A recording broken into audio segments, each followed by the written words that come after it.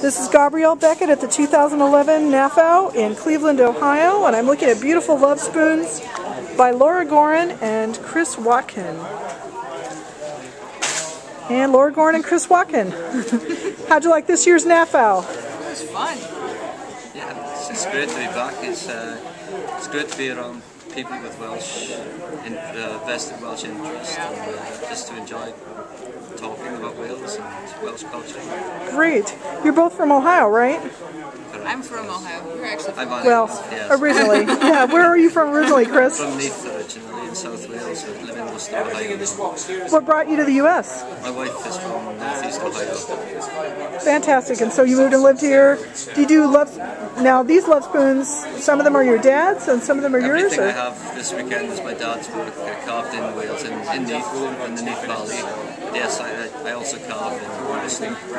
How long have you been carving?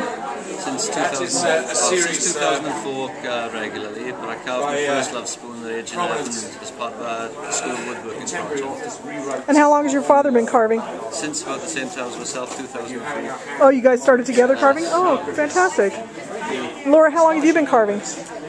Well, let's say it that way. I started regularly carving in 2009, but I made my first love spoon in 2006, so just took a few years. And how did you get started? I was hanging out with a Scottish friend and doing Scottish traditions, and I said, hey, I'm not Scottish at all, I need to find a good Welsh tradition. And I looked around online and found love spoons, and I totally got hooked on it. So I've been making it ever since. That's great. Chris, was any particular carver an influence on you or on your style? Not any particular carver. I've been impressed and influenced by Mike Davis and David Weston both. But this style of carving is not necessarily, it's not something that I've tried to imitate or anything. I think I'm probably more influenced by the love spoons that I was familiar with just growing up in Wales,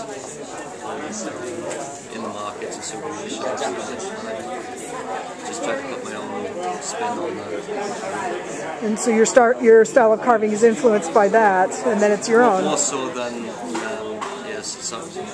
than any specific carving. Yeah. Great. Where can people buy your spoons, David?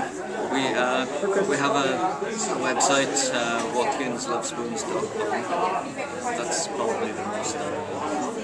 And Laura, where can they get yours? You can find it on my website, blakespa.com or jenkinslovespoons.com. Is there any particular type of carving or any particular carver that's influenced your carving style? You know, when I started doing it, I deliberately avoided looking at a lot of love spoons because I didn't want to get influenced by other carvers, but I did look at Mike Davies, so he definitely was an influence. I didn't grow up seeing love spoons, so I have, my answer is probably the same as Chris's, except for that I don't have the influence of having grown up around love spoons. So as you'll see, mine are very much less like the typical ones. Great, thanks very much.